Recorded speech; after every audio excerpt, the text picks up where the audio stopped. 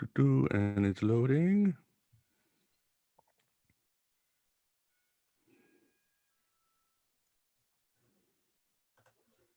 All right. Well, it looks live. Is it live on your end, Vance? I see it. We got the stream. All right. Awesome. Awesome. Well, this is Aeon Byte Live, episode 27. Welcome to the desert of the real and happy heresies, as I like to say. We will let people start joining our chat room. But tonight, as always, we've got a great show. And with us, we've got Gigi Young. Gigi, thank you very much for joining us. Really appreciate it. Thank you for having me. It's my pleasure to be here. Wonderful. And with us, we've got the Moondog, Vance Sachi. How goes it, Vance?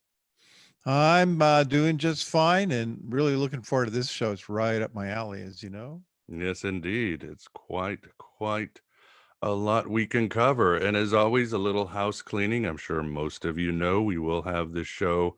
It will be available afterwards on YouTube as always. And then it will be out on all our podcast catchers, most that you know, like iTunes, iHeartRadio, Stitcher, and all the good ones. So you'll be able to find it there. So, and we will, as always, have audience questions. So if you have questions, please type it on the comment section, put like 2 or 3 question marks so Vance or I can glean them and then ask Gigi about ask the questions to Gigi. So wonderful. I don't see us live. I wonder why. Am I not subscribed to my own channel? Did I get You shadow didn't pay your banned? dues this month. Mine says live and recording. Do you see like No, 3 it's little there. faces there? Okay. Oh, we're on. We're on. All right. Gremlins. Maybe I did get, oh, there it is, live now. I gotta hit that. Let me turn off. I'm getting commercials, my God. Commercials to watch my own show? What is this Getting world? bad out there. Yeah, you never know. All right, well, people are starting to pile into the chat section, so it should be very exciting.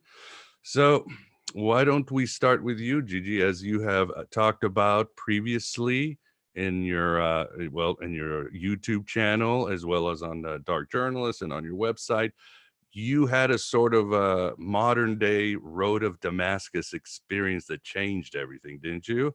Could you share with the audience a little bit about this? Yeah, so I had a very significant kind of it was a spiritual experience, but it was unique in that it was like an ET spiritual experience. And I was actually in Japan and I was working and I was really lonely. And I didn't speak the language, obviously. And so I had nothing else to do than really just be by myself and meditate. And so after about 2 weeks or so, I started to basically psychically like break open. That's the only way that I could really describe it. I just started to just break open. And long story short, I ended up seeing the word Pleiades or Pleiadian in my mind. That was one of the first things that happened. First, it was just like an energy, but then it got more specific, and I just saw it in my mind.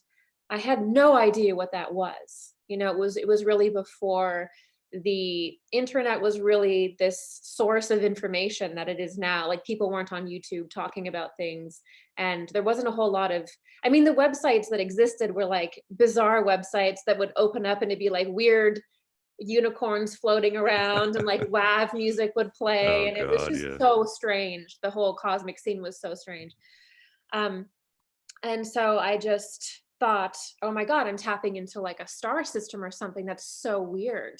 Like this is a weird thing, but I couldn't get it out of my mind. And so I started asking people and everyone's like, I think that's like a Greek like goddess or something. And I was like, what's happening to me? Like I was seeing things differently, I was experiencing the world differently. And then eventually I had a dream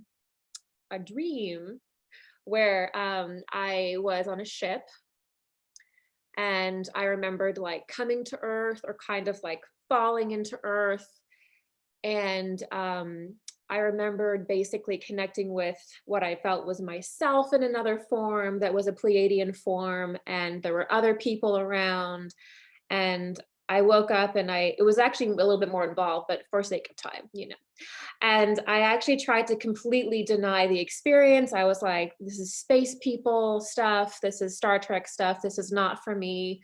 I have a good job. Like, I'm fine. I don't need to foray into the weird part of the scene. Like, I'm okay. And so I tried to ignore it. And I woke up and my laptop was closed, and it actually started talking to me about Atlantis, and like an actual voice was talking to me about Atlantis and Pleiadians and like just all this stuff. And I was like, okay, so this is some kind of physical validation. So that was my first spiritual experience that was like, this is what you're going to do. So Wow. So it was pretty earth-shattering and it changed everything. Excuse me, how did it change your life? Because, for example, me, something like that wouldn't surprise anybody because people always thought I was just a crazy kid if there was like somebody who people would say in their New Year, this is the guy who'll go have mystic experience or whatever, it would be me. What about you? Did it change your life big time? well, I was always weird. Mm. Like, I was always weird, and I was always interested in spiritual experiences. I was always reading about it. Like, I was interested, but I wasn't like, I would never say that I was like a incredible psychic or anything like that. Um, and it changed my life in that I just completely had a different perspective. And it actually, the energy of it made me clean out my life. So basically, anything in my life that was not serving me was forced out over a period of like 10 years, 7 years, around there. So suddenly my work, which I really loved, or I didn't love it, but I was in that zone, um, just started meaning less and less and less to me. And I was in fashion, I worked as a model, I was successful. And suddenly it meant less and less to me. All this that I'd worked up for, meant less and less to me.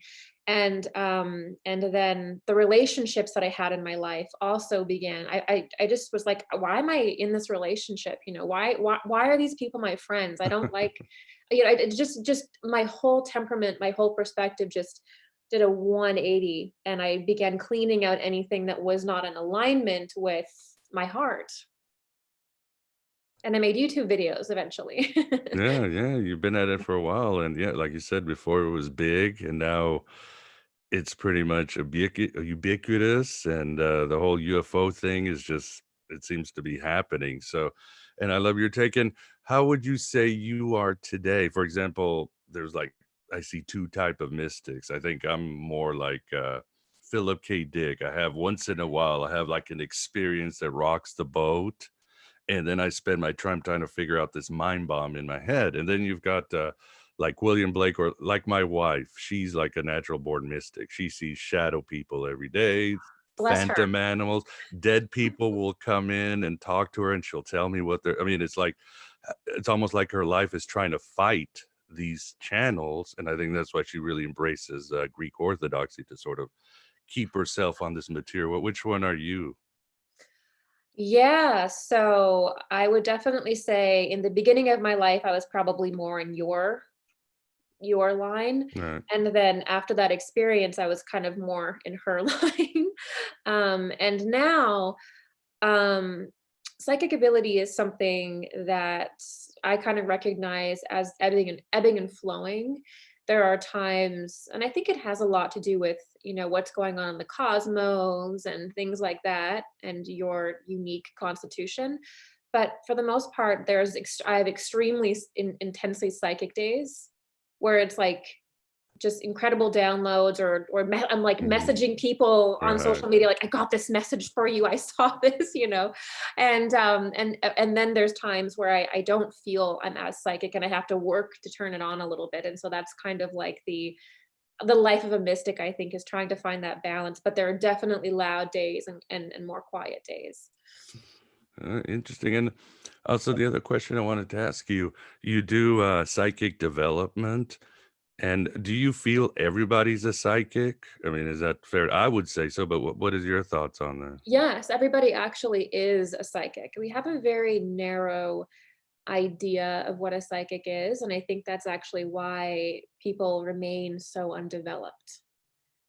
And everyone just thinks that psychic is seeing a vision, or, people mostly think psychic ability is actually clairvoyance. That's what I've experienced in teaching intuition, is people think it's always like a vision. It's like the movies where they're like, and it's like visions of this and visions of that, and but in reality, it's feelings, it's downloads of Mm, information, just creativity.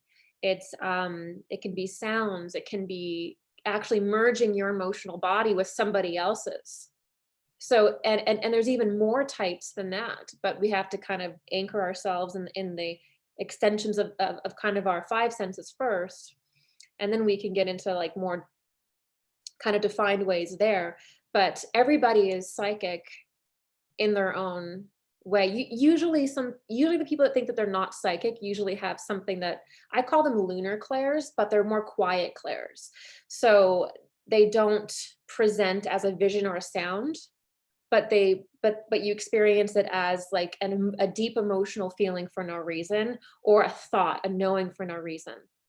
That's usually what a lot of people who are not psychic are psychic. And if they were to develop those, they would find themselves consciously picking up when they're doing it.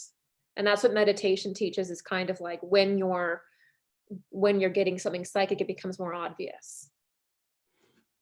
and would you say that the other question I wanted to ask you, for example, do you feel in the work that you do that it's in a way kind of Jungian? You're basically trying to teach people to reach their authentic self, the real self that really taps into the world of archetypes and symbols and all that. Is that, I mean, I think like obviously I think being psychic is also natural, just as animals, dogs are psychics, as the Yeah. studies have shown. Animals can see earthquakes and storms miles, they can do things that's natural, and as humans we've been blocked off from that. But is that what you say, you try to teach people to reach their authentic self?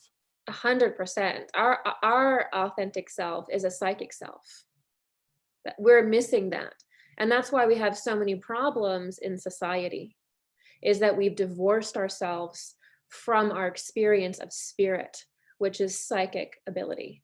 Spirituality and esoterica is to connect us with our soul, and that's through psychic experience. And so yeah, and it is natural. Even birds know how to go to the same place every time of the year, and so and with the Jungian comment, it's absolutely Jungian, because the first thing that we learn in intuition development is that your spirit guides, or your higher self, actually communicate to you in symbols.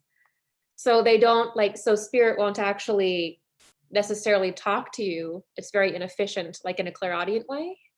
It'll just show you like a picture of like a wedding bell, or a picture of a leather jacket, or a picture of a father figure. A lot of the times intuition isn't directly what it should be. Like, it's not a direct Symbols. conversation, so you have to decipher it. And that's very Jungian. Jung he was right on that. Yeah, like in on a recent video, you said you summon who you are. So you're going to summon the cultural context, the symbol that appears to you, and it could appear aliens or angels or whoever it is. Exactly. And I think that that's actually the thing that I think people miss the most when it comes to spirituality, is this idea that the universe is so vast that the only way that works is by frequency and resonance. And so we have to summon what we are. That's the higher pattern that has to take place, and because that's the only way we can control ourselves and control our psychic experience. And so that's why also psychic training is so much about being in the heart, and meditation, and really preparing the consciousness to experience what you are because sometimes it's not so pleasant what you have, your shadow isn't pleasant, and sometimes it will No, come no. forward, and you have to know that that's a shadow, and you have to know that you can interact with that in a certain way, that it's not the be all end all of your experience, it's a shadow. So Yes, and do you find once you started with the psychic development, do you find people are more distressed? Has something changed in these last few years of divide and conquer and how they're keeping us in a more state of stress? For example, I can say I have to give myself a sense of perspective. I do volunteer work for drug addicts, alcoholics, and so forth.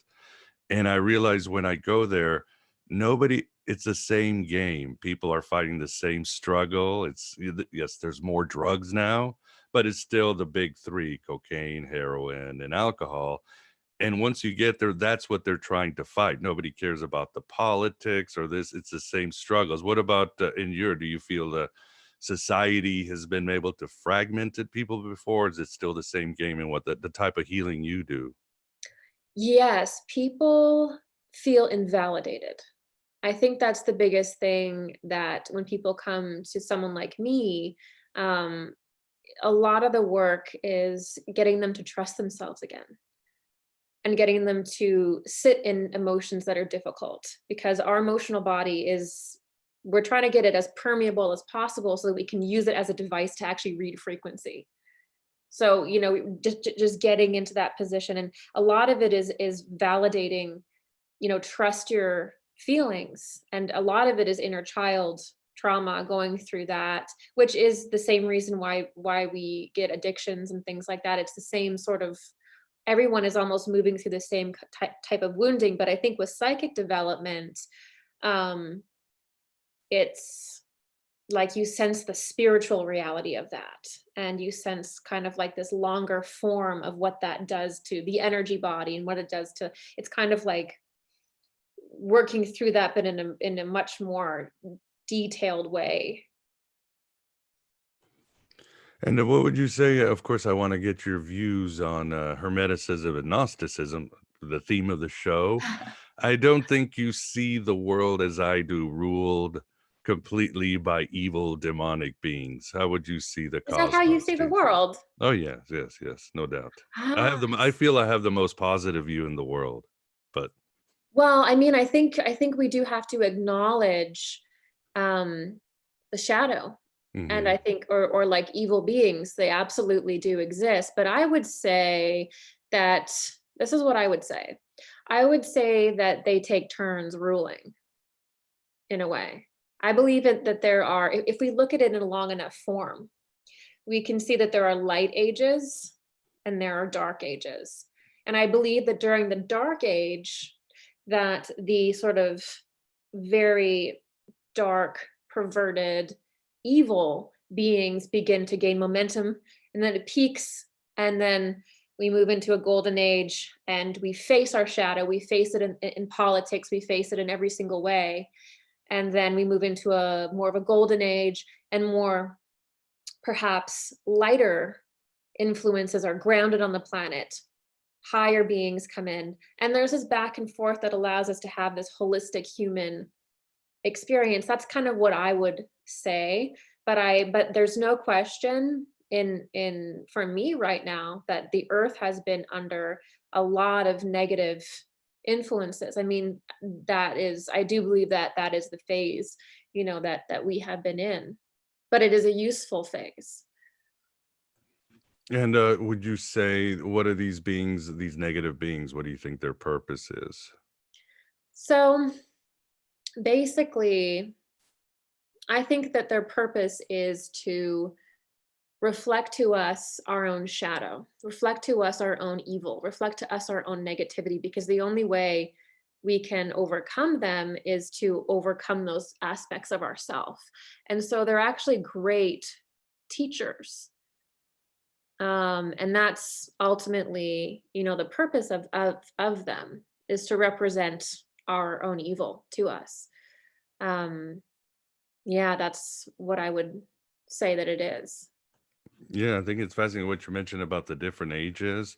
reminds me of the Zoroastrian movement, Zurvanism, where you've got Ahura Mazda and Ahriman are sort of switching every 14, 18,000 years. Oh, okay. So it depends who's in charge of the universe. And one thing or one reason I like you so much is I think you're on the vanguard of trying to understand this intersection of spirituality, technology, AI, and just everything that's going on, which is really essential, the digital world too. And I love the work you're doing. I love when you're on with Dark Journalists and Olivia. Shout out to them. They do great work. And I think this is very important. It's very important for us to survive. So with that, I would like to see if Vance would have a question for you, Gigi. I see he's more embedded in the whole technology, AI, military stuff. So I love Vance? it. Yeah. I'm a satellite software engineer. Oh, wow. Yeah. A mystical one, but been doing it for 50 years. In fact, I'll tell you, AI. I watched your video on critiquing that Georgie guy with his AI speech and so forth, and I was on your side on that one. And so I've always said that something is assembling itself on this planet, that we're being used to assemble something and we're going to be kind of discarded. And I'm against that. And I know you're against that.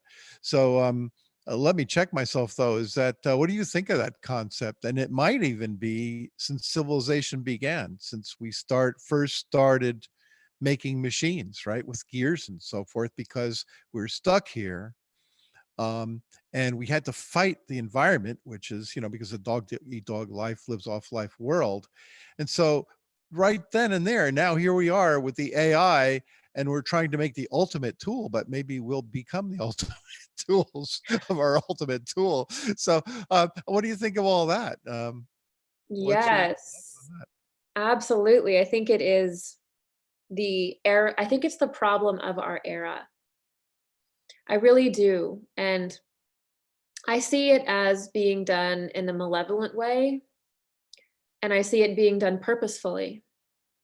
I believe that if we pull back the curtain, that all of these tech companies and pioneers of the AI have purposefully and intentionally shielded the development of these technologies for their own personal gain, their own financial gain, but also their own power over other people. And they have ushered society along faster than they can handle, and that is the definition of evil. And that's how I see that, and it's quite simple for me. And part of the problem is that I see on the occult end of this is that I actually get a sense, and that this has been happening, like as you said, for generations. And I think that this has been formed over generations, and that there have been generations of seances and kind of contacting certain spiritual entities, and that have given them the plans to perhaps create an atomic bomb, to perhaps create the technology that's leading us up to where we are now. If we look at the beginnings of something like NASA or JPL, we can see at the heart of that, we can see who? Jack Parsons, L. Ron Hubbard, Crowley. Crowley ends up contacting a very strange looking being called Lamb. Looks like an alien, looks a lot like an alien. Not a lot written about him though, so a lot of plausible deniability around him, huh? He ends up channeling a very strange looking entity called Lamb. Looks like a gray. This is all around the 1940s. What happens? Atomic bomb happens. Suddenly all these crafts are all around. And a lot of the lore around gray ETs is that they are actually AI beings, that they're basically like robotic. They're basically androids. And so if you put together a lot of the new age ET stuff with the AI stuff and some of the stuff we know about the dark arts, you can kind of start to get like a very interesting spread of what transhumanism really is. And we start to understand, okay, well, why is this hidden? Why would they want to move society along? Like with Geordie Rose, he says, nobody gets what we're doing. I just don't know why nobody gets it. And it's like, you hide it. You can't even go into CERN. You can't sue CERN. CERN uses all of the internet. It changes, I believe, the ionosphere. There he is. There's Lamb. Oh yeah. Somewhere his ears are ringing, if he has ears. But yeah, so we can't even access, or they purposefully moved. There they are. We purposefully moved in a secretive way because they have. There's been a plan, let's say, for hundreds of years to get it to this point, and this is the battle. That's what I would say. It's a long answer, but No, that's good though. I don't even know if they're aware of that they're being used themselves. In fact, he alluded to that. Remember, he said that something about, well, supposing something took everybody's jobs, and then, well, how about your job? And then after that, he even said that, well, then they'll start designing better machines than we can. So they're going to be out of a job, right? I wasn't sure if he was trying to argue against the AI. He thought he was going to be the savior, right? And he was going to save us from the misuse of it. And I guess there is a mode. Don't you think there's a mode where humans can control technology, where oh they're yeah, not, yeah, it's oh not yeah. autonomous, but Yeah, and it exactly, but it involves doing it a completely different way than they're right. doing it. It involves including society and having this creativity, the creation of technology done by merit, not by, oh, somebody, or you know that kind, not that these inner circles serving themselves. There absolutely is a way, and it's with consciousness. And unfortunately, well, it's actually really interesting to look at the occult dynamic, because the beings that are, well, the individuals that are channeling these beings are basically robots themselves. They don't have any robot pieces necessarily, maybe they do, but they're unemotional, they have no compassion, they have no empathy, they don't recognize a spirit. So basically they were robots before they were robots. And what they did is they started piercing a hole in the veil, and they're calling in what they are. Are you you know referring to the Greys? yeah, Yeah, which you I could thought even I look at that remembered as a that. decrepit timeline of humanity, a failed timeline of humanity, where humanity chose, if time doesn't exist, and when we do occult ritual, we could maybe summon ourselves from different timelines, right? And so maybe the Greys are this timeline that went full AI, and there's now like a degenerative, decrepit human that has, no sexual organs, like these big heads, and full of, AI pieces. We could have summoned a negative timeline ourselves from a like negative. We're getting the deep in it. Borg. Yeah, we're getting deep here. I know. I love it. Are, I love are it. you a Star Trek person? Did you follow the Next Generation Borg story arc? No, my dad and my brother were Star Oh, Trekkies, and I always felt like it was like I couldn't get into it because they were into it, but I should probably watch it. yeah. In fact, my wife, when she heard what we were going to be talking about tonight, oh, you were going to see this, and there's this guy in the YouTube channel that shows, the Borg and their relationship to, where they came from, and it's similar philosophical things. So I would recommend it. Well, I heard that Star Trek they actually use real mystery teachings, and they were actually trying to inform people on the truth of our reality. And so apparently, yeah, Star Trek has some interesting, true technologies and stories in it. Yeah, I mean, Well, the creator, God, what was his name? Roddenberry. Yeah, he was into seance and mystical stuff. I mean, look, today, did you see the new logo for the Space Force? It's straight out of Star Trek. I mean, it's like No, it they've been is rolling this the out. They've been Starfleet preparing logo. us for a long time about this, don't you think, Gigi? I thought it was a joke. Like, I just went on Twitter very, No. very okay. I saw that and I was like, are they like serious? Like the little thing that they go beep, beep, beep, and it's like That- the little, yeah. That's it. And We I are was like, there. unbelievable. Yeah. Not only we are there, I work for those guys. That's we used to be the Air Force, and now we're the it's a weather program. So now we're working for the Space Force. You are the Space Force fans. Hi, you're Take looking care of at it. him. You're the You're looking sheriff. at him. I'm watching you. Okay, well, I'm not going anywhere. I'm grounded. And Gigi, you were talking about the grays and timelines? Do you see the origins of humanity as the ancient astronaut, or what do you think were our origins, since we're just going everywhere? It's such a fascinating question. If you would have asked me, 5 years ago, I would have been ancient astronaut like all the way. But my experience has my opinion has kind of shifted. And I actually think that my problem with ancient astronaut is that I think the theory is a little cold. That's my feeling. That's kind of my read on it. What I mean by that is I actually think that the individuals that visit us, I think that they are us in other timelines. And there's a difference between us being visited by other versions of ourselves in other timelines and us being visited by some random entity from a different star system that has no real connection with humanity at all. Those are very different things karmically, and in every way. And so I think that there's a metaphysical cosmic relationship missing from ancient astronaut theory, the typical one. And I think that we essentially connect with different aspects of ourself.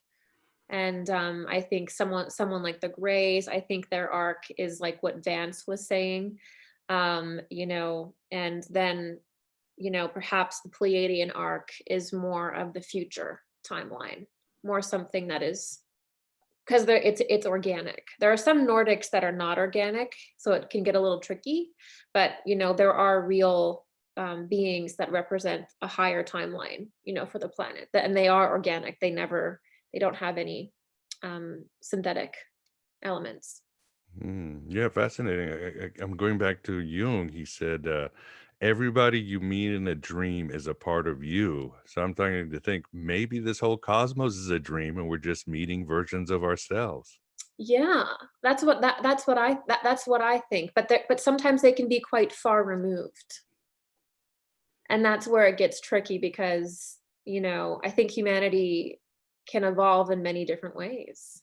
And I think it's maybe only through interacting with ourselves in different forms that we really understand who we are and that we really understand the gravity of the choices that we make. We connect with that future that is completely psychic abilities regained, high society that's compassionate, almost like maybe like the Essenes or something like that, very high society. They have achieved that. You meet them and you start attuning with that. But you can do that because it's an aspect of humanity.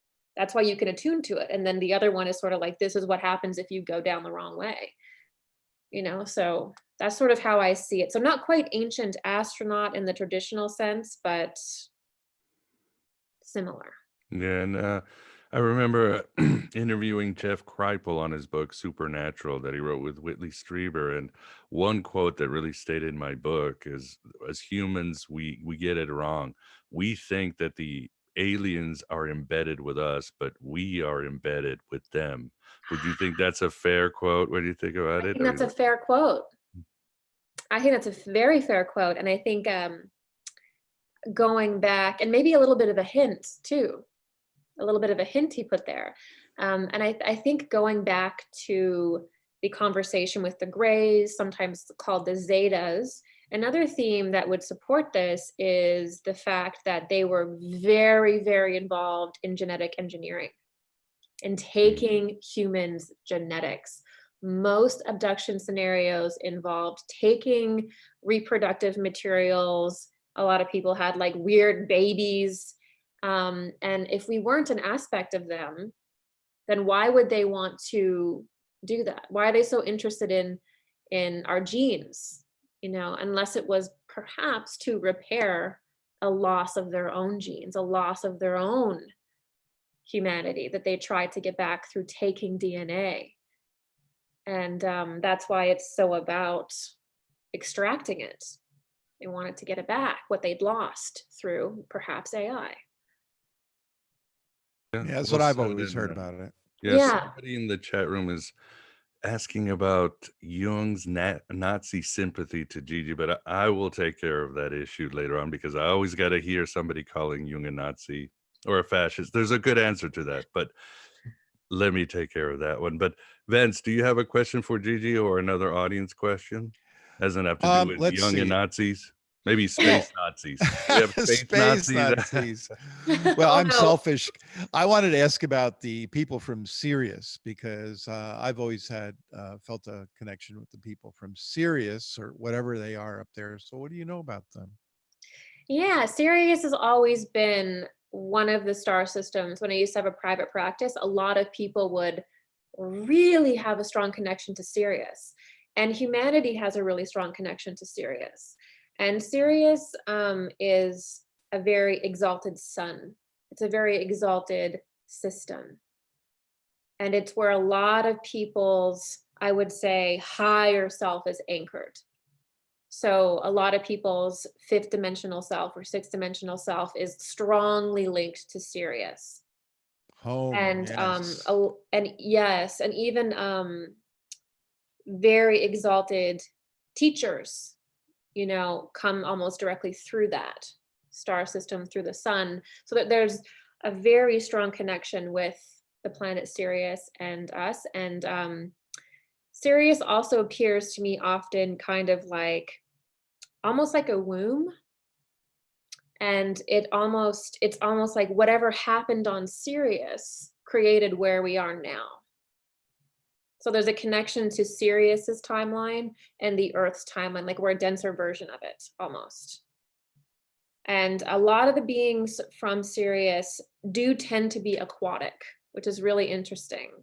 For some reason, a lot of the experiencers that connect with Sirius have very intense connection to water.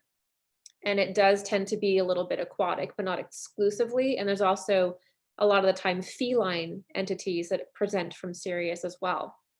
But a lot of Sirius is also associated with esoteric schools. So there's a lot of deep esoteric schools that it's going to sound really crazy, but they exist there and they store information there. So there's this aspect to Sirius that is a real kind of place that people have incarnated and things like that. But then there's also the aspect that it is a storage place for information. And so Sirius has a lot of information stored there. And a lot of, I don't think mystery schools talk about it, but I think when you get in there, I think they might talk about it a little bit more, but it's an important ritual star for a reason because of the information that's there. Yeah, great, thanks. Did you see, have you ever seen an entity like associated with Sirius at all? Or is it just like a feeling, like a draw? It was a feeling.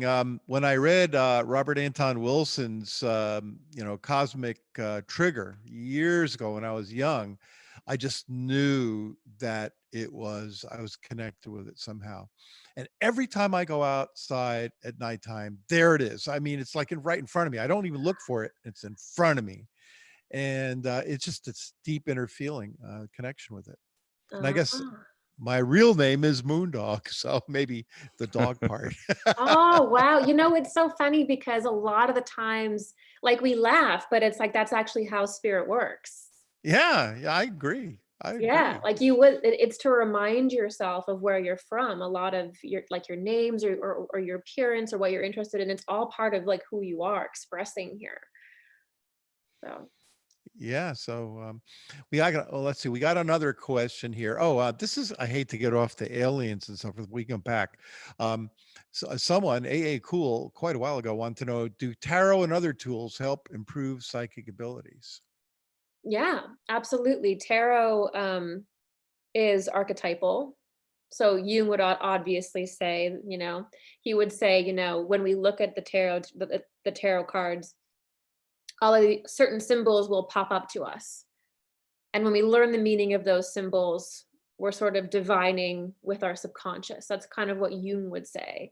And then psychics say, or really deep mystics say, that that they're actually channeling spirit and channeling energy through the cards, and that the cosmos actually speak through the cards. And so it absolutely does. But it's important when using tarot to know that you want to go into that light trance state. And it's not about literally reading the cards like with your little book, but kind of getting into that trance state and then using the cards. That way you can get the meaning that's right for you. Yeah, great. Yeah, Miguel. another member was asking, has Gigi explored astral projection and how it can be a tool of ascent, from Armando Solorzano? Hello, Armando. Yes, I have explored astral projection, and I started out with lucid dreaming. And I think that that's one of the best ways to get into astrally projecting, is to get first really good at your dream time and lucid dreaming. And then you can sort of work into, and there's different levels of astral projection too. And I think nobody really talks about this, but you can kind of astrally project like a little bit outside of your body very naturally, and you won't even realize that you're doing it. So we kind of project, sometimes we can be really in our body, and sometimes we can be a little bit out of our body. And so I did it through first learning how to lucid dream more. And then I would say that when I do psychic work, I am to a degree astrally projected to do the work. And are you able to go to these other planets or places, or is it, or like you keep saying, they download to you? Yeah, it's more, I'm not the kind of experiencer, because there's some experiencers that definitely, were regularly taken up on ships and have a lot of traveling experience. That was not the case for me. It was all about like telepathically speaking and having me develop an ability to talk to them rather than them showing up here. It was all about me building it. But I would get shown things and I would enmesh with different places, and it was a psychic experience. And so I would be shown certain worlds with, different, a different type of sunlight. The water's a different texture, a different feeling to the beings. They would vibrate in a completely different way. So I'd be immersed in different worlds, but I never left my body. I was never taken on a ship and taken there. It was like I was immersed in them. So that was more, my experience. Yeah, I know my wife can astral travel, but she's a bit different. She did it it was a coping skill. She was so brutally abused as a child, it became a way of, she could just leave her body, and it just became second nature. Do you find cases like that in your work? Oh, some of the best psychics became that way through disassociation. Mm-hmm. And that's really what psychic work is. Even when I was talking about, merging with other worlds, I'm really just disassociating from my body and associating with another world. That's all that we're doing. The difference is just, getting to do that from a place of more exact control. But some of the best psychics, if you ask them about their childhood, it's like they did it out of survival. And that is actually the thing about psychic ability, is that it's actually a survival skill. We need to sense when somebody's a weirdo. We need to sense when we're in danger. Mm-hmm. And so that's actually why we're psychic, is to survive. But some people really, I feel like your wife probably was born with an exalted ability. Yeah, it runs in Native American. Yeah, it like runs in her family. And then when you go through intense trauma, you just use whatever you have to cope. And so for her, she immediately, it's a skill, it's a gift. but she used it to survive. So yeah. Yeah, it's you got to do. What about you? Do you ever wonder, well, why was I chosen? Things would have been so much easier if I was back in the matrix, if you would. I feel sometimes it is really difficult because yeah, I Yeah, of love course. Vance's picture. Sometimes it is very difficult because when you start to develop, you have to have this relationship with the mystery where you have to sort of really accept that you're never really going to fully know.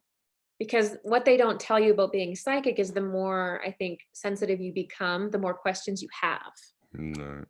And so it's sort of like, I think that's the tougher thing is sometimes you don't know why things are happening in your life or why this happened to me. And so you have to, it really forces you to be okay with the mystery and to love that and to allow it to develop you in a certain way, I think. But I do sometimes think it'd be a lot simpler to not talk about aliens on the internet and to have a little bit of a different path.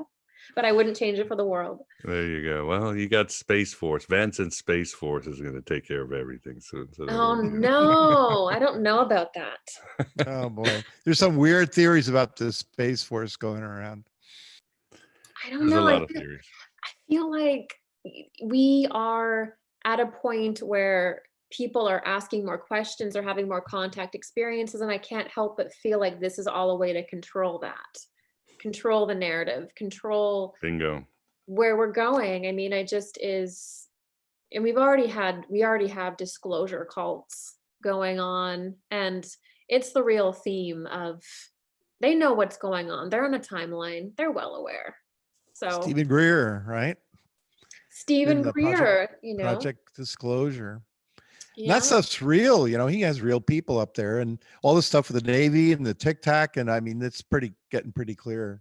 Things are happening. Oh, I mean, there's no question that we are being visited, that there's different types of visitors. In my opinion, there's no question that the government has made treaties and has connections with certain beings and things. I don't think there's a question. There's not a question in my mind, but we're in a weird schism because some people would look at us talking right now and be like, wow, they're nutty, and so there's a schism in consciousness right now where how is that gonna render itself? And that's a good cover, right? They create that to hide what they're doing, or that's one possible technique. No, I yeah. have a theory. What do you think about this? Reach into your intuition, see if you think this has some truth to it. The government already has AI.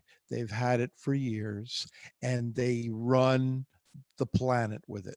And so that's how they figure out how to do the diplomacy and what to say to what country and who has what weapons, and that they're being advised. And it started with the military games, the scenarios and the simulations they used to do, and they got smarter and smarter, and eventually the AI technology came in. I have no personal knowledge of that, from my job or anywhere else, but that's something that kind of came to me one day. Said, you know what? They usually start hinting about something way after they've already got it. So what do you think? That is their playbook. Yeah, it is their playbook for sure. Um, yeah, I think so. I mean, I think that they're much farther along than they would ever admit. It's usually done under national security. Yeah, of course. That's how they do that. And they've been trying to pillage certain areas for certain artifacts as well, which is a very interesting component. And I do think that they look for stargates, and I do think that there's a deep esoteric occult element to this as well. But I think that we are much farther along, but like, as you say, and I think that we've reached a point where it's actually so far along that they have to start getting everybody else on board, because it's actually pointless for them to continue anymore. Like, they actually need to start to roll it out because they can't go any further without it getting down into the masses. Yeah, That's and even not even just AI or extraterrestrials, but magic itself. I don't know if you've ever heard this saying that millionaires don't do astrology, billionaires do astrology because it works, because they've been doing it for years. I mean, we know they've been doing, men staring at goats, and the government has been deeply steeped in the occult, don't you think? For a long time. 100%. Oh yeah. In every way. I mean, the idea that the occult and spirituality, things like astrology, the use of psychics, is woo-woo, is Yeah, only for the remote common viewing, folk. all that, yeah. Yeah, that's what the common folk are supposed to believe. The masses are to believe that everything is woo-woo, while they use psychics, astrologers, not just psychics, but teams of psychics as a technology, and all sorts of things, and that's really what's been going on. I mean, on the X series with Dark Journalist, him and Olivia, they cover, you Mhm. know, Yeah. things like the Orphic Circle, you know, and also, someone like a character like Jane Dixon, who Mhm. was, you know, such a more frequent to the White House than I think anybody. Why? you know? So, I mean, they're absolutely doing deep occult rituals. Um, they're steeped in it's part of their culture. It's part of royal culture. And if you could look, it's part of that culture too. And it's part of political culture for sure. But most people would laugh, but it's true.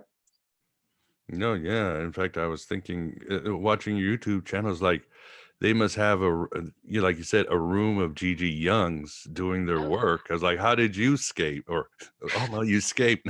How did you well, get under the radar?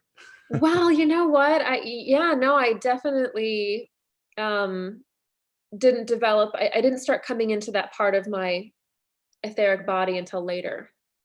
So I wouldn't have given off any signs etherically of being psychic until later on in my life. And as I was also grown up, I also grew up in a very rural area of Canada, in the mountains.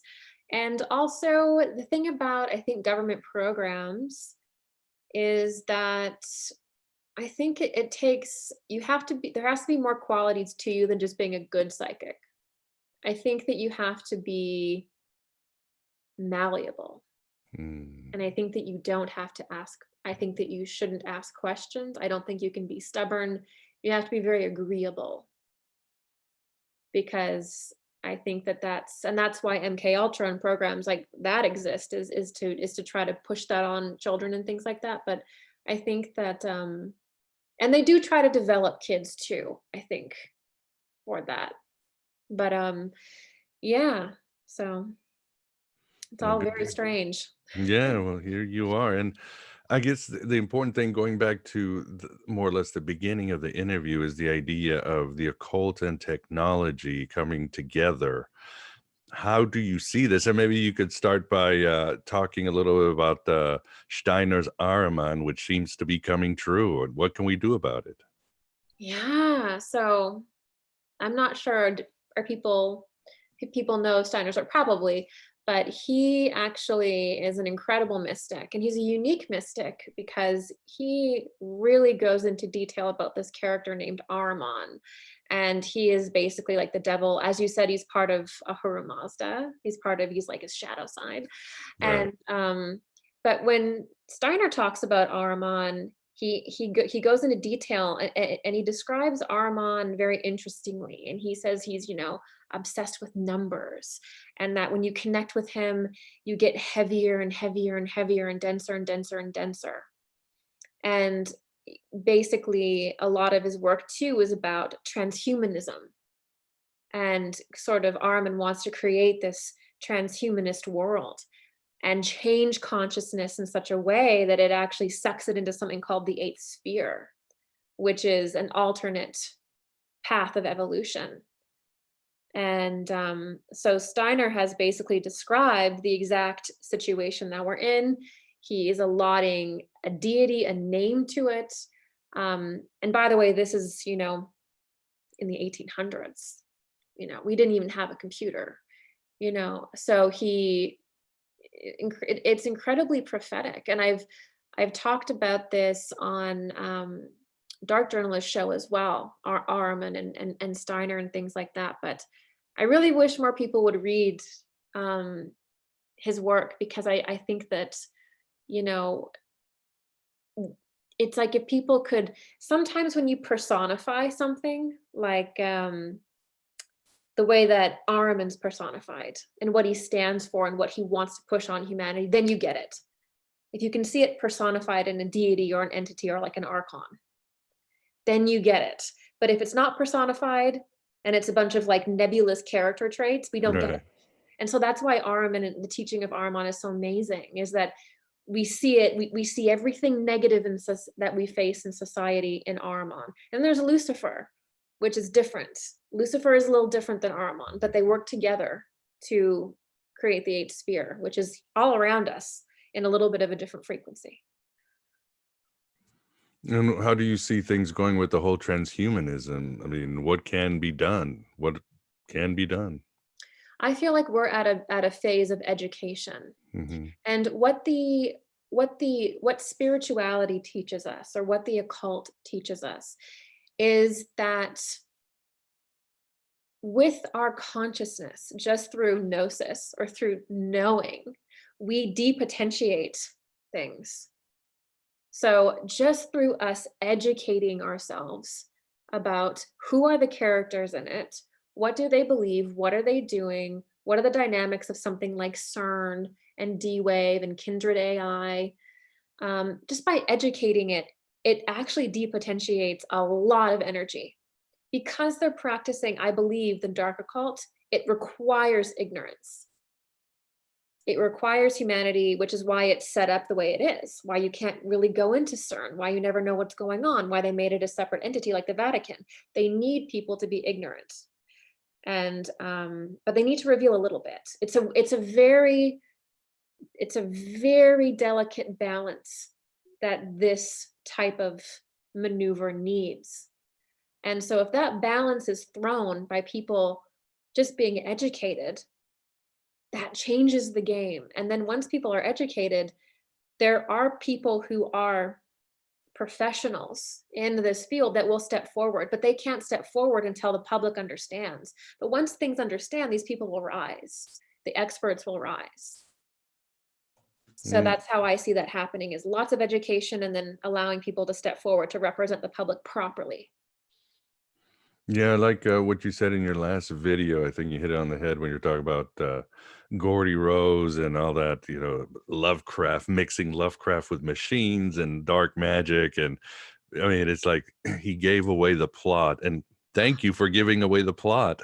Yeah. Well, I mean, it was so funny, because that's the problem with some people who get into like this transhumanism AI thing, is doing an in plain sight reveal ritual where you tell the public what you're doing, so that you can harvest energy from them. It's actually very difficult to do.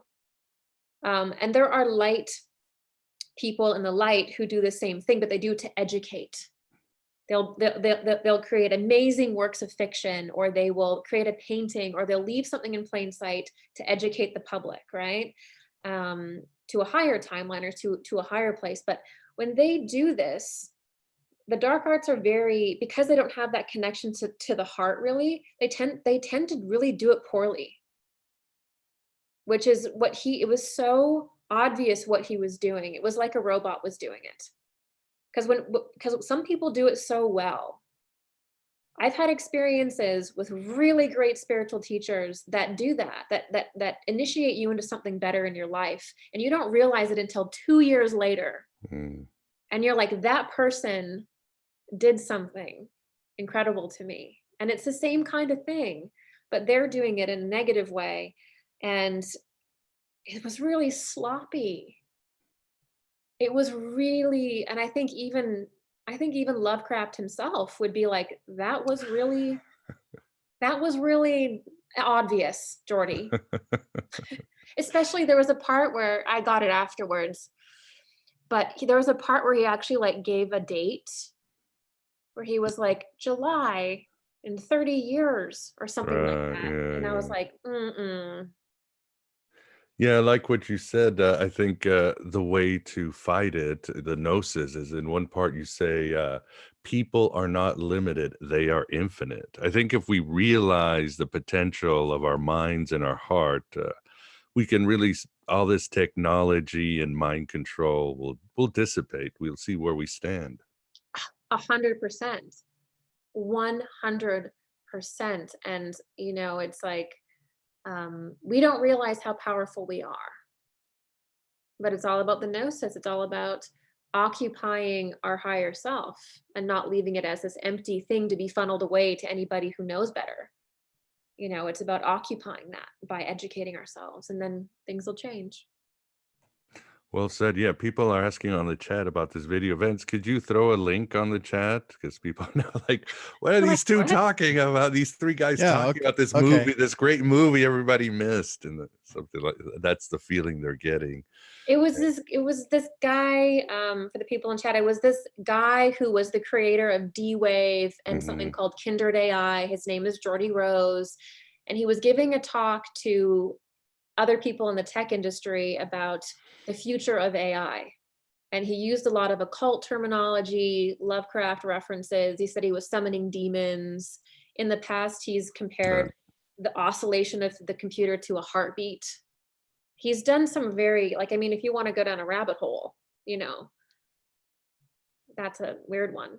Yeah, yeah, and your critique was spot on. Yeah, Vance has put the link on there, so people can see it. And but what do you think, Gigi, about the term occult itself? Do you think it's even necessary? Should we move on? Is it sort of a stumbling block, polemic? I mean, Yeah, nothing's hidden, even though everything's hidden in plain sight now or obfuscated. yeah, it's sort of a thing where for me, I just try to use the language that people will understand. And I try not to pay too much attention on like how technically exact it is. I try to just use something that people are like, oh, okay. Okay. Because the problem is like, um, when it comes to metaphysics, we don't have a very good language. A lot of it is Eastern, which only people who are into the Eastern mysteries really understands, like chakra, the different levels of consciousness. Uh, And then there's some Western, but there isn't this like established language for metaphysics. And then there's like Hermeticism and the occult. So we're really kind of at a loss for good language. So although I don't love the word because I actually think it's got a lot of negative connotations, I do use it because I want people to understand what I'm talking about without having to use a lot of disclaimers. yeah, it's just gonna have to do for now. I know you like to use esoterica and esoteric. I like to use that. It's a little bit softer than occult. Sounds kind of Iron Maiden stuff. It So, does. Yeah, it does. You get like a weighty feeling to it, but it yeah. is associated with the dark arts. So I use it in plain sight because I do want people to, there's almost a thing in the new age, which is where I'm kind of rooted, where people immediately hide from the shadow and they hide from the word the occult. You cannot let a word or anything control how you feel about something. You have to forge your own meaning for that. And so I don't like to shy away from using darker words and darker references because I want the new age to be strong. I want them to be autonomous and not be afraid of the shadow. Exactly. And what would you say are some of your criticisms with New Age in itself? I agree with a lot of it. Hmm. You know what? I agree with a lot of the criticisms of the new age, um, especially if it's coming from somebody who can acknowledge the good of the new age. If somebody can tell me 5 things that are good about the new age, then I will listen to your criticism about the new age. But if someone comes at me and they're like, it's the new cage and it's woo woo and you put your woo woo hat on and you cloud ride and it's just crap, it's like, you just don't like it. Like, this is not an educated opinion, sir or ma'am. I don't respect that. I don't respect if you can come with exact criticisms and solutions, but you innately notice the desire and the need for, or the purpose of the new age, which is ultimately autonomous spirituality. Mhm. People who come into the new age usually just don't want to be in a religion, or they're psychics or they're mystics, and they're kind of having psychic experiences, or they're mystical, but they don't want dogma. And that expresses in all kinds of, the new age is huge, and so that's usually, but I agree with good criticism of it. Like, I think that I would like to see it come into the mainstream more. And I really don't. One really good criticism that I can give for the new age is, gosh, there's a lot of cults in it. Good Lord, there's a lot of cults. And and a lot of people in the new age are too afraid of rocking the boat to speak up about it. And that would probably be my biggest criticism of it. Yeah, I mean, I love New Age. I love all types of spirituality, but I think I would agree with when I talked to Mitch Horowitz, who's, of course, one of the biggest proponents of New Age. He's published so many books on it, but he says, I think what he least likes about it is the whole victim shaming thing. It's, if it happens to you, it's your fault. It's your karma or your energy or your vibration. And he feels that it's cut off a lot of the compassion that other religions at least have worked at it a little bit better.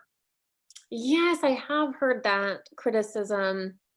And I would say that that is how things can feel. But I think what it's really alluding to, which is hard to flip ourselves into that higher gear, is that we have to find meaning in our pain, and we have to find meaning in our trauma.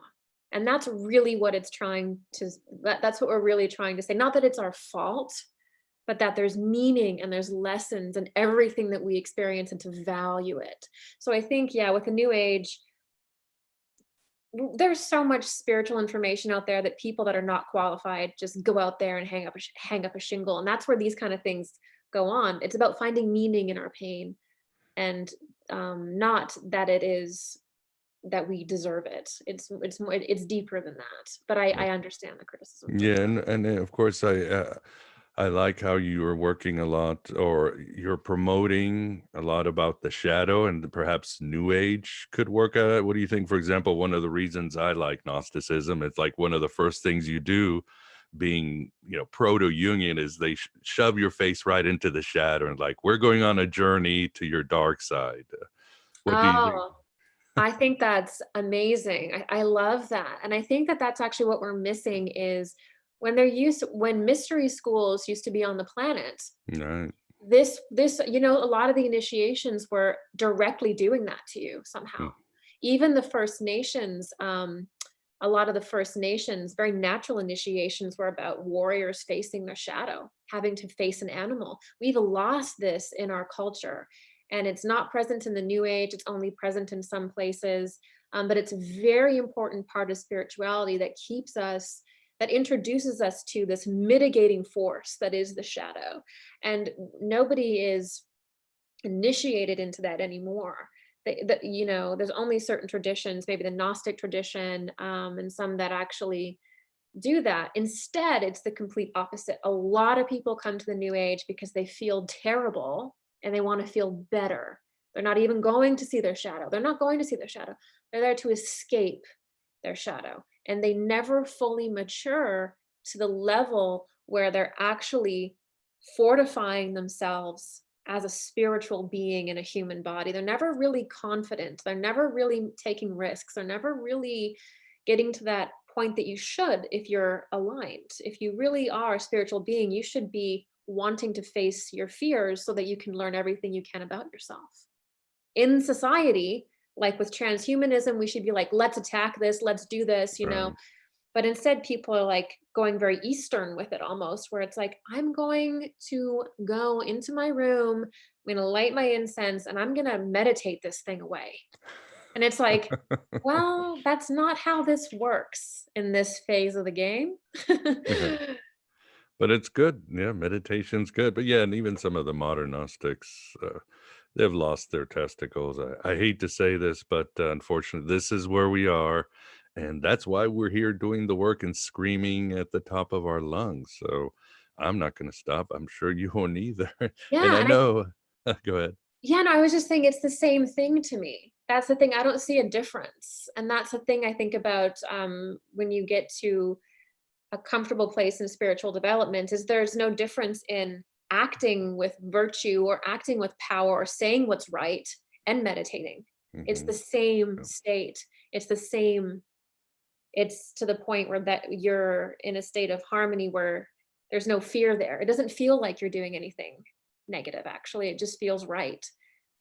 I don't know if that's making sense, but yeah, there's no distance between meditation and taking right action. They go hand in hand. There's no big Exactly. schism anymore. Exactly. Exactly. And Vance, do you have a question or is there a question from the audience? I've been looking for audience questions, very busy in there, so it's hard to pick them out. Um, I did have a question. Oh, yeah. Um, I was, if you think that some of these aliens may be trying to protect us from total destruction, like are they watching CERN? You know, the UFO reports where they were hovering over the missile silos and disabling the missiles and so forth. I'm pretty sure you must have heard of that. But Mhm. are they doing that with CERN? Because CERN, you know, has the same potential of disastrous planet-wide It probably gave us the Mandela disaster. effect. Yeah, well, that's the criticism, exactly. The Mandela effect is the criticism of a lot of people criticize it for Right. that. Yeah, I do. I believe that there are certain technologies, whether it be atomic weaponry, things like particle acceleration, CERN, that go beyond humanity.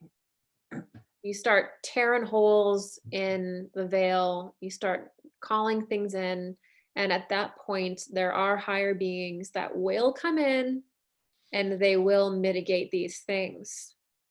But not because they're these controlling entities necessarily, but because it involves, it's not, you're now starting to hurt other people, you're messing with time, it's going beyond you, Right. right? The last resort, right? The Right.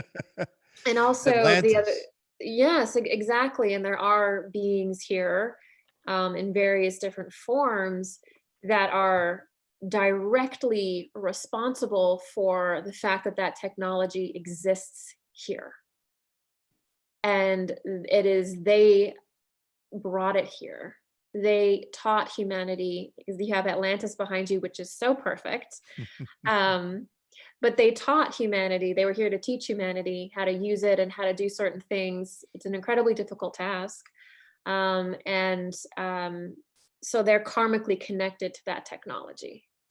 And it's part of their consciousness. It's part of them. And this is higher beings. This is like, you know, higher density beings. It's part of them too. They have a say. And it's like they're allowing us to use it to, you know, develop in certain ways to create contrast and do what we're doing, but at the end of the day, it's part of them too. So it's not like it's all only humanities and like we're fighting over it. No, there's other beings that have brought this technology here, or us in a different Atlantean timeline, if you will, and they are responsible for it and they're karmically connected to it. And maybe we're repeating, you know, we're starting repeating the same cycle Exactly, and again. like a different, you know, in Atlantis, you know, sometimes, you know, people refer to the crystal. You know, Edgar Casey spoke at length about the terrible crystal in Oh, Atlantis, yeah. and maybe we're just creating that exact mechanism in a denser form for a different density. Because Atlantis was a higher density. Maybe we're doing the same thing, but now we have a lower density technology. You probably know more about that, Vance, than me, but Exactly. Well, you know, I should mention this. Years ago, I had, I think it was the first past life regression I had. I was there. you were an And engineer. eventually, yes. Yeah. I started out going underground, and there were these ancient books, and nobody could read them. And somehow I could read them. And so, fast forward, That's how the technology, the crystals developed. And get this, they could, with their minds, manipulate matter and create anything they wanted. They transcended just mechanical machines. So, but that was their downfall because the shadow part of their minds took over, Ah, and the crystal started to strain and was drawing power from other dimensions of reality, and it was overloading, and that's how the implosion happened. And so anyway, I hope I didn't take too much time telling that. no, that's incredible. So you That's you went awesome. down underground and you found Yes. like books, or you found Yeah. something? Books, yeah. I This didn't is find them. They knew they were there, but nobody could read them. They'd been there for a long time. They kept bringing people down, and somehow I could read these books in the past life regression. yeah, no, So I was, yeah. So wow. So they like, you were almost like, they were almost looking, you had another past life in Atlantis where you knew how to use the books, and then they were seeing you must through have that been person. It's like a past, yeah, interesting, like cool. the Dalai Lama, the Yeah, that's what I disconnected was just Dalai Lama. thinking. So that was interesting, call it a fable or anything, but it's very real to me, and I've always remembered it. And I know you had some experiences there too. I saw in the Yeah. video today. Yes, I did. I have memories of the crystal, and I have memories of priestesses and total priestess culture, and just, all of that. I always have bleed throughs and memories of it. And I've actually had experiences in my life, this life, that involve the crystal. Like, I've actually had very weird experiences of like being remote viewed, weird Men in Black experiences, very strange things. So it's interesting, in your experience, you were talking about how, you found these books and they were looking for you to find these books to read them. It still goes on today. They're still looking, they know where certain people are that maybe had an involvement with certain things.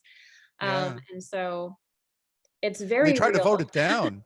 They had a big council meeting. They tried to stop using it, but they wouldn't stop using it. Because People they got hooked. probably knew their consciousness was going into a dark age, into Yeah. a lower cycle, and that they wouldn't be able to really hold those high energies anymore.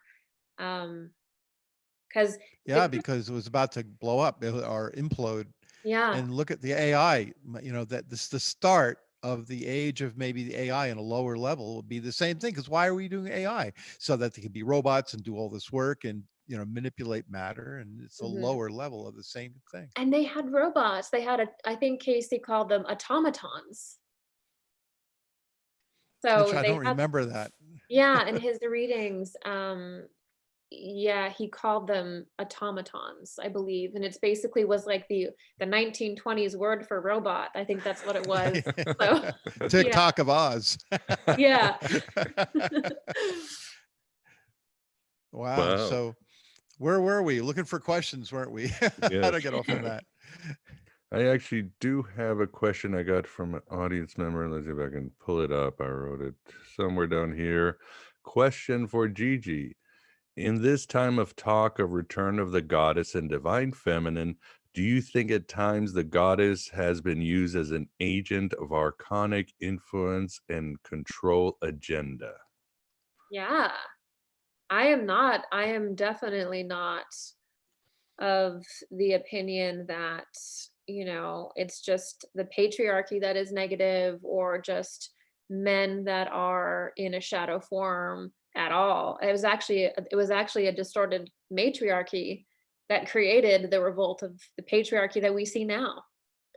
And it is the dark mother, someone who was a group of women who can be recognized as the dark mother, the dark mothers, Oh, which really? are, yeah, Oh, which are very, I associate it with the time of Lemuria, which was more of a matriarchy. And during that time, you had the best of the matriarchy, the best of what that could possibly be, and you also had the worst of it when it fell.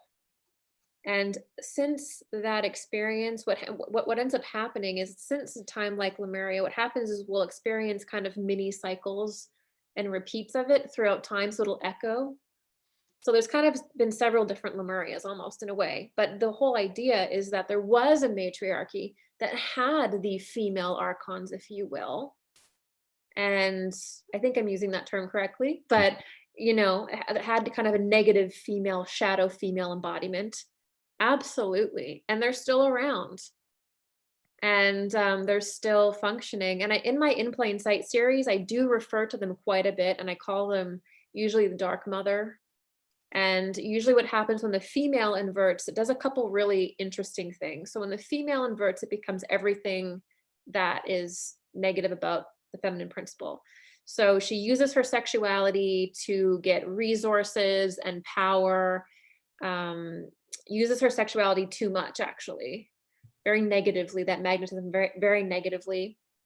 And she actually, rather than create children, she wants to destroy children. And this is where a lot of the sacrifice stuff, we're getting a little dark. I'll reel it in, but you know, this is where it starts getting into some of the very weird things that go on. Everybody thinks it's these groups of men sitting around, you know, being weirdo pedophiles and stuff, but there is a female component, and we have to ask ourselves, why is Ghislaine Maxwell not in jail? And where are the women behind this? They somehow managed to stay hidden. And I think that it's a woman behind the curtain. That's just my opinion, but I think we have a lot to learn about the negative female archons, because I think that no one talks about them for a reason. Yeah, I've tried talking about it on this show. I don't know if you've heard, but the myth of Pandora.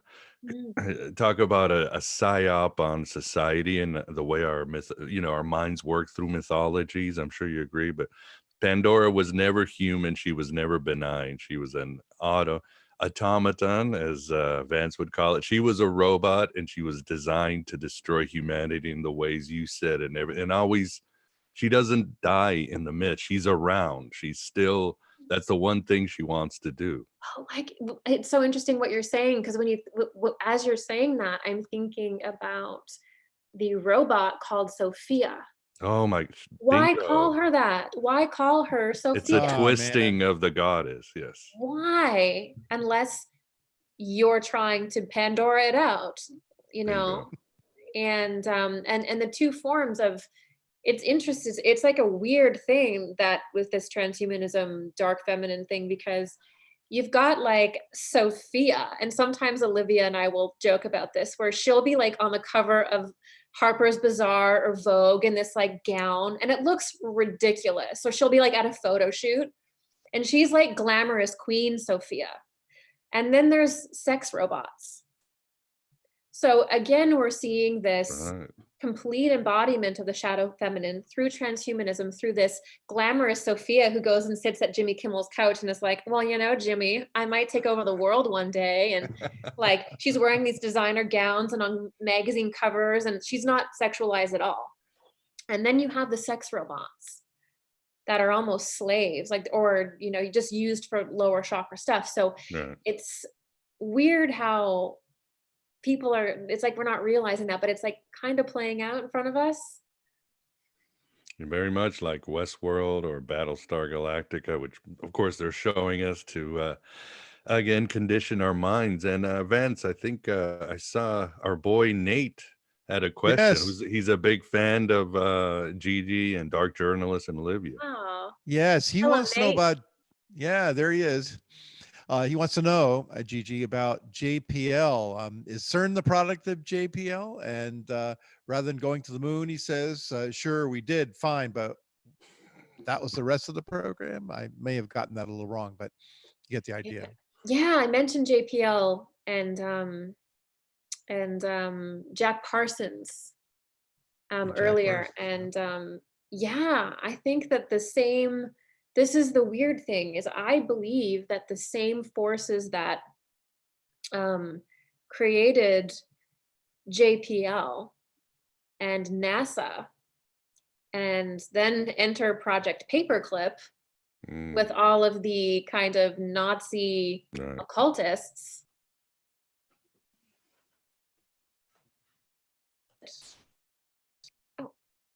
Okay, good. And so enter like Project Paperclip and all these Nazi occultists, now Yeah. you're adding that to NASA and JPL and all that. You're starting to get this really strong occult edge to NASA and that program. And then what happens, I believe, is they just privatize it. As soon as they get to a certain point where they don't want people to know what's going on, they'll privatize it, they'll move it out of the country, and they'll create a sanctuary for themselves to do it. But it absolutely came from the Manhattan Project, from all of that research. And before then, Nate's a fan of obviously Dark Journalist and Olivia, but I think that with their research, they connected actually to the almost like a good source, almost like it was channeled by like John Keeley or like the Varian brothers or something like that. And then it was almost like taken and distorted. Or Tesla's research was taken and distorted. Mhm. So I think it's a combination of dark occultists having connections with lower astral beings and getting information, but also stealing information from people who are tapping into very high information that they couldn't get through their lower astral, stuff. Because the lower astral, they need to steal it from light occultists because the lower astral can't really solve problems. It's only the information that already exists. So, yeah. Makes sense. And uh, getting to maybe a little lighter topic, as we like to do here on the show, as we start to get towards the end. Yeah, it's People are so like heavy. everything. Archons and Pandora, and oh my God. It's gonna end well, guys. We're going to win this. We are gonna win this. And we are gonna face our shadow. First, we gotta face our shadow. But if you could give me 3 or 4 movies that are, say, Gigi Young, what would they be that sort of mix the psychic and the tech, or what would you say? Again, and that way we go into the world of archetype. We find out more about you going into your world of archetypes. Oh my gosh, it's so funny because I haven't actually seen any movies lately because I've been so like off of Hollywood. Good one. Like my favorite movies, okay, here's a little view into it. When I watch a movie, I actually want to see something that's really wholesome. That's what I go for. Like I want to watch probably like a Hallmark movie. Hmm. That's where I'll go.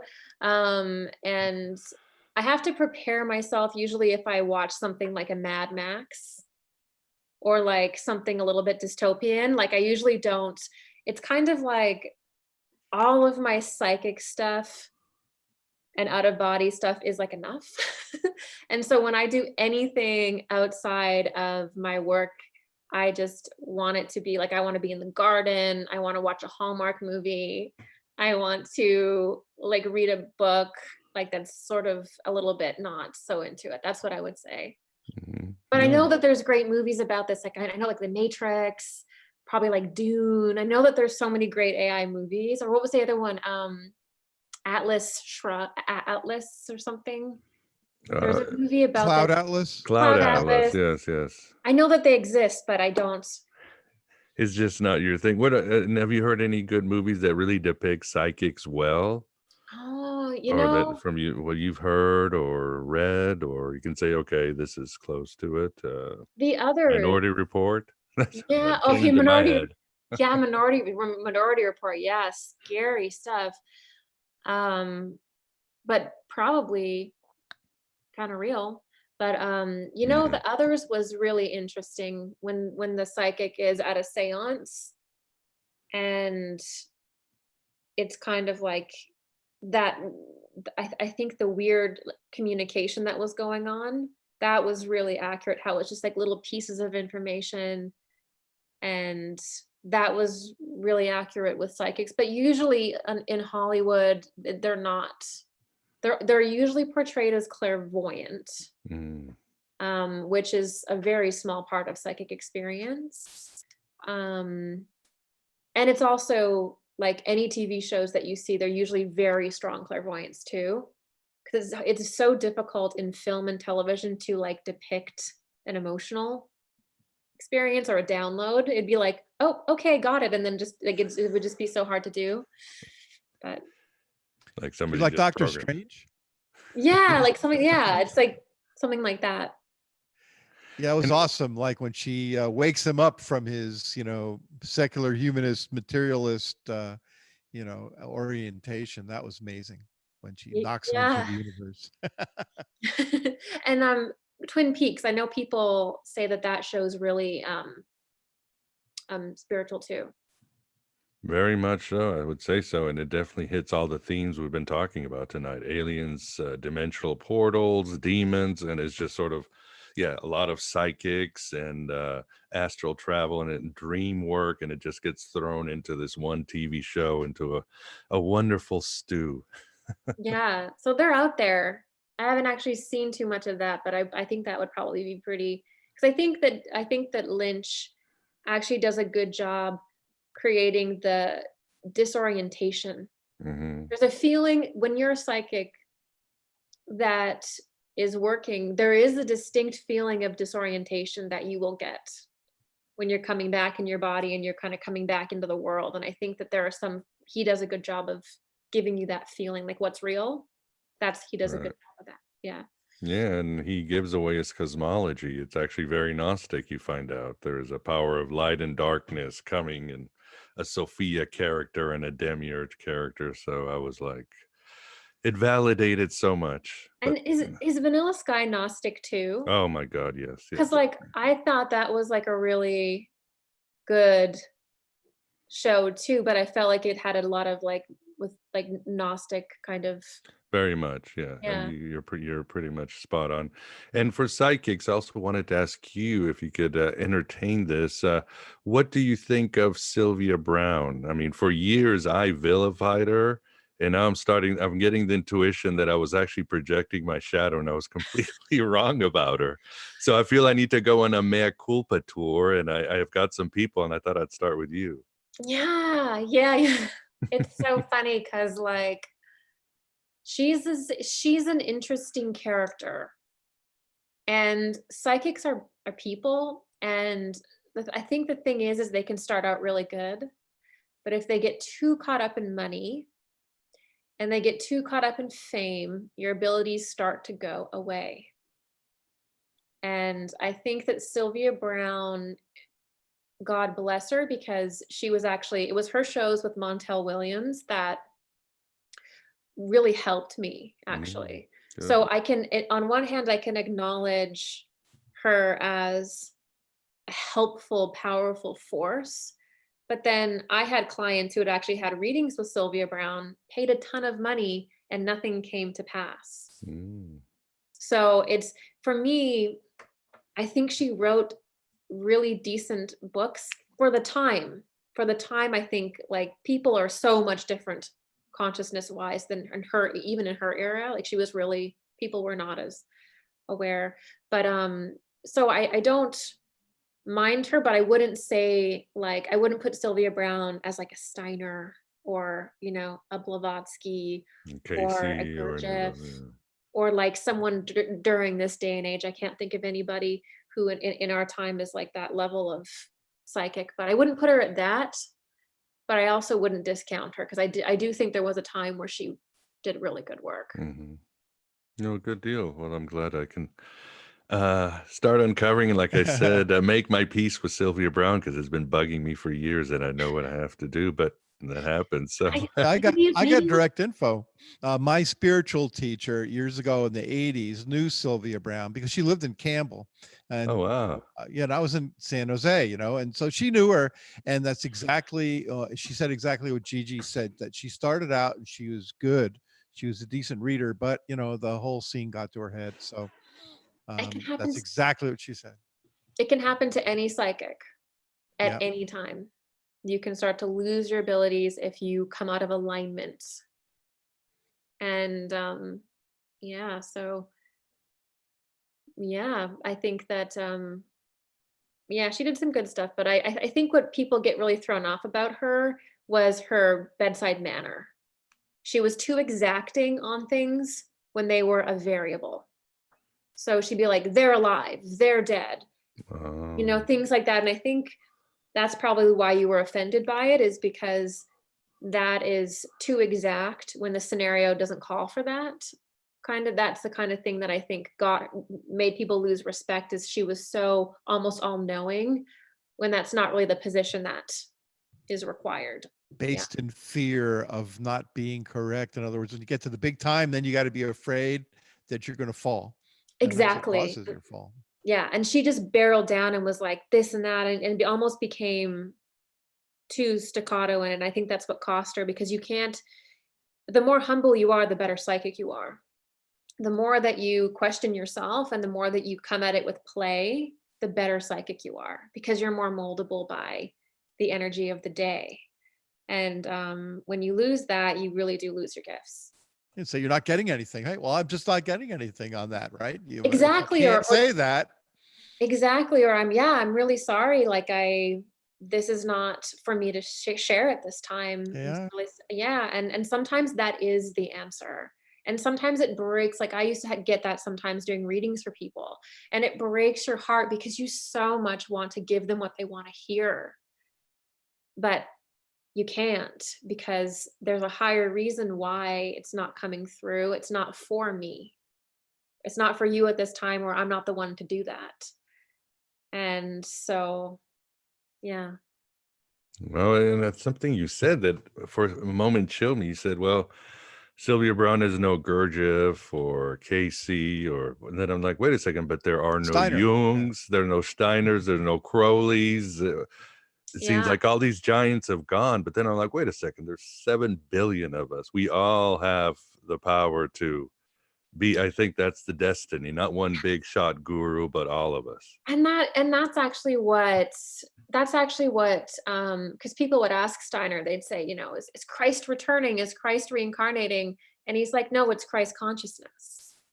And it's like, that's kind of what I feel like what you're talking about, where it's like, no, it's time for us to rise, and it's time for us to take all of those great methods and teachings that were left to us and become our own, and step up together. I would agree. And as we get to the end, I'm going to advance. Do you have a last question for Gigi or from the audience? I got one from the audience. It's a good one. Channeling. What do you think of channeling, and who are your favorite and least favorite, if you want to share least favorite channels? Well, when I first woke up, I loved channeling, because that's essentially what I was doing, and I had an ET experience. And so I dove really deeply into ET channeling, and I still really love the really weird ET channel. Like I have a soft spot for it.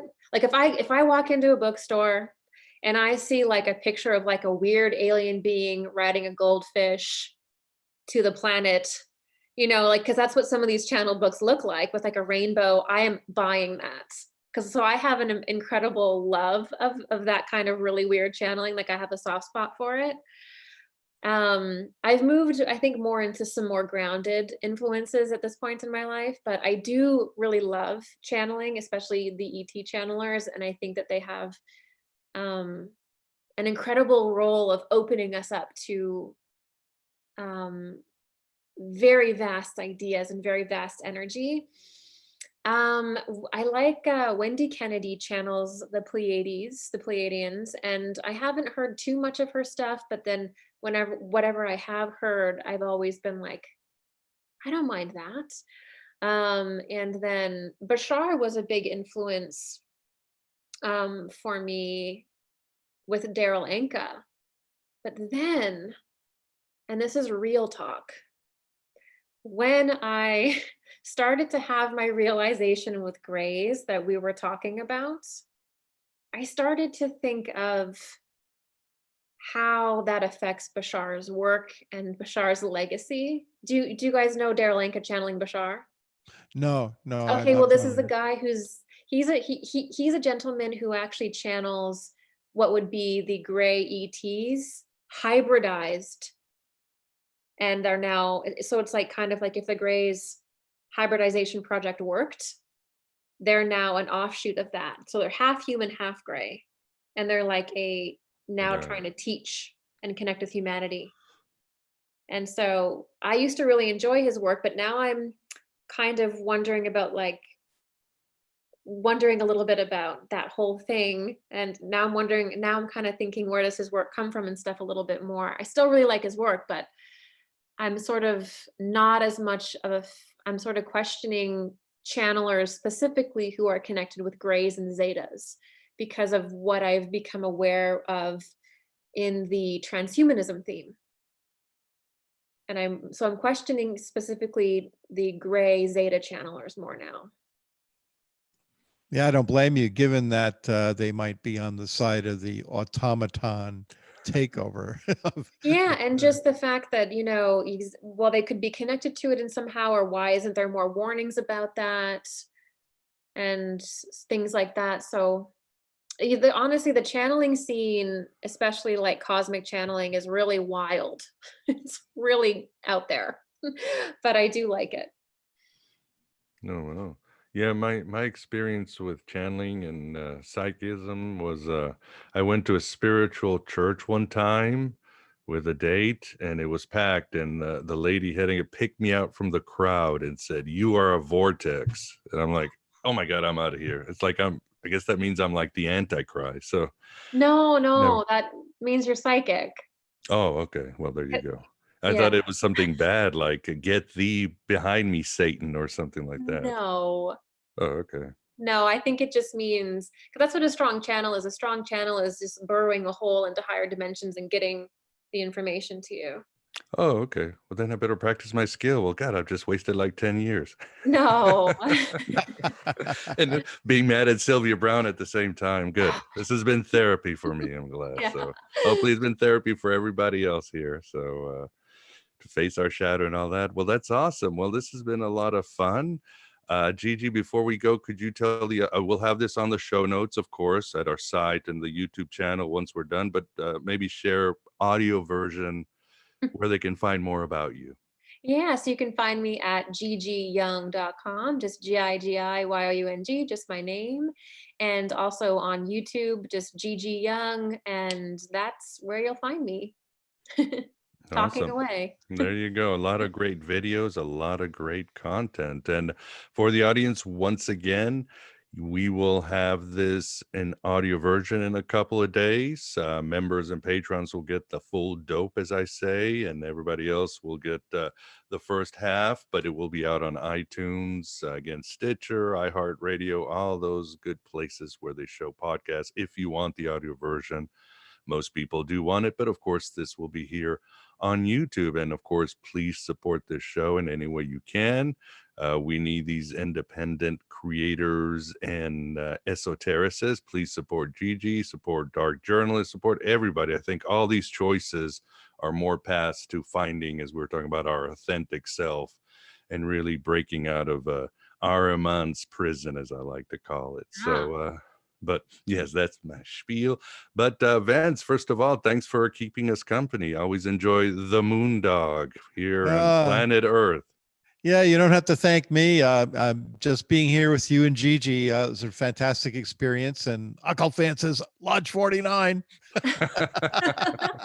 He had to get me having that in there. But Gigi, it's like I feel like you're a spiritual sister. So. Oh, thank you. I feel that as well. It's my pleasure. I loved hearing your stories, by the way, about Atlantis and stuff. I think if we all shared those, I think we'd be in a better position, actually. Oh, there's more, but thank God there's no time for it. I would like it, but anyway. They'd haul me away. But it was Miguel knows some more of them. Oh, They're awesome. They're awesome. So, yes, in the audience, thank you very much for keeping us company. We really appreciate it. We love that you are here and that you're asking questions, and never stop asking questions, and never stop being ashamed of asking those questions. And but last of all, Gigi, I'd like to thank you very much for coming on AM By. Really enjoyed it. We hope to have you on again. And again, thank you so much. It's been an honor. well, thank you so much for having me on. It was lovely to meet both of you, and it was my absolute pleasure. Wonderful. Thank you. So everybody else, thanks for being here. Thanks for being yourself, your true self. Hello and goodbye as always.